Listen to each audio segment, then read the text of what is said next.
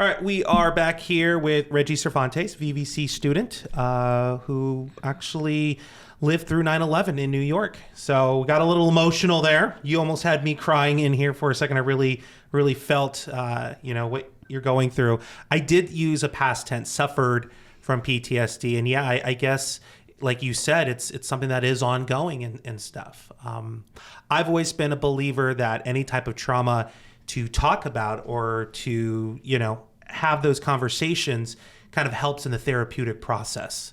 So I'm really thankful that you're taking the time to be so intimate with us and open up your life with, not just me, but everyone that's watching this right now, to really hopefully inspire or get the younger generation to reflect on where we were as a country and for one person's experience during that day.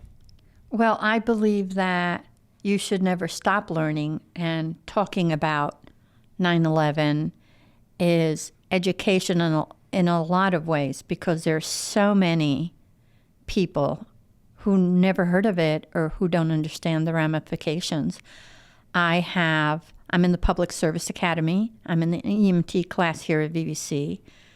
I am grateful for the institution, for the college itself, but for the Public Service Academy, for what the Director Olson accomplishes with the lives that go through there. So one of the youngest squad members in my squad, I'm my squad's leader, is a young man that just turned 18 years old. He graduated from high school in May. And I'm old enough to be his grandmother, and I don't think they don't know my participation yet, but I don't think they understand what it entails.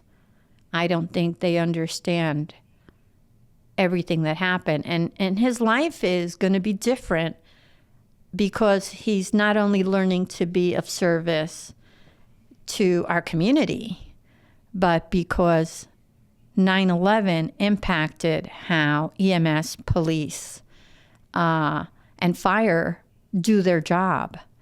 And one of the things that I hope to share at some point is not just friendship and mentorship, but I'm hoping to learn from them as much as they can learn from me. Something that I want to ask you is, I'd mentioned it earlier, like the Kennedy assassination and Challenger blowing up, Titanic sinking even, Hurricane Katrina, like all of these really dramatic, tragic events have happened in different generations over time.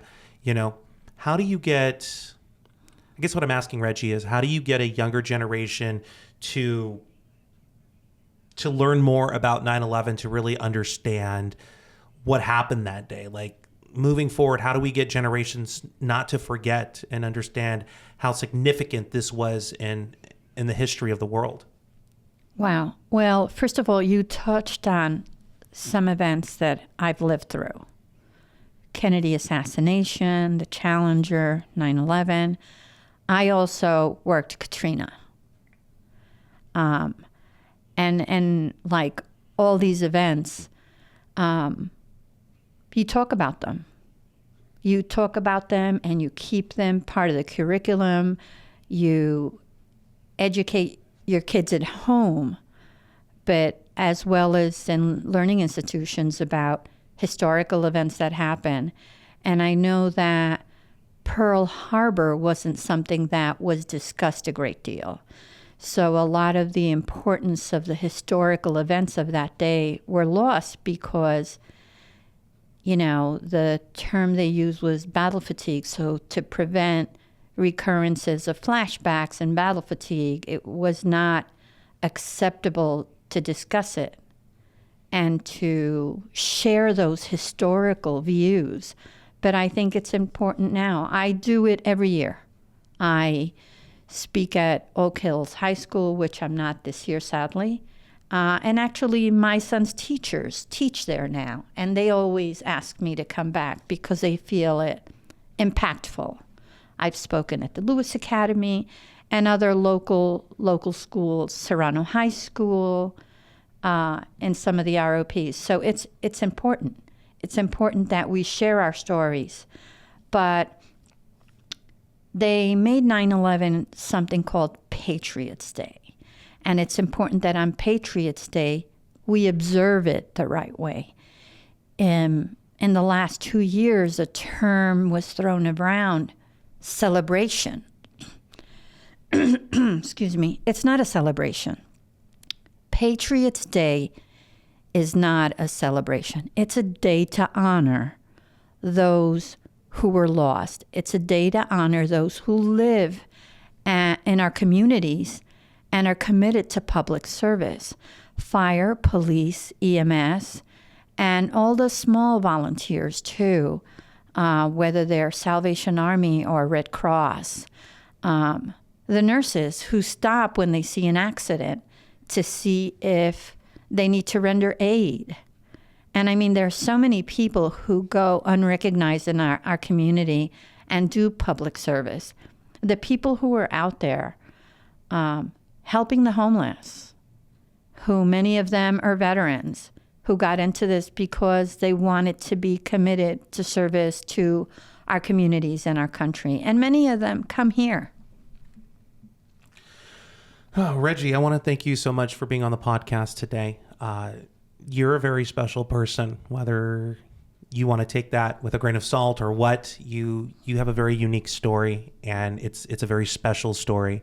And who would know 2,800 miles away from New York and Washington, D.C. and Pennsylvania, that somebody that lived through that horrible day is now a student here at Victor Valley College and continuing their education and living life. And let's not forget the Pentagon. Oh, there were three sites. It was I said D.C. It's in Virginia? No, the Pentagon's in sort of D.C., Maryland, yes. Virginia. I was talking about the plane in Pennsylvania, D.C. meaning the Pentagon, and then New York. Yeah. So yeah, it's strange that I find myself here and that I became aware of VVC because they held a 9/11 event called the Stair Climb. And I read about it and I showed up and they let me do it. They let me lead. Wow. I'm probably going to talk your head off after the podcast and stuff because you are a plethora of knowledge. So thank you so much for sharing your story with us. Appreciate it. Thank you for having me.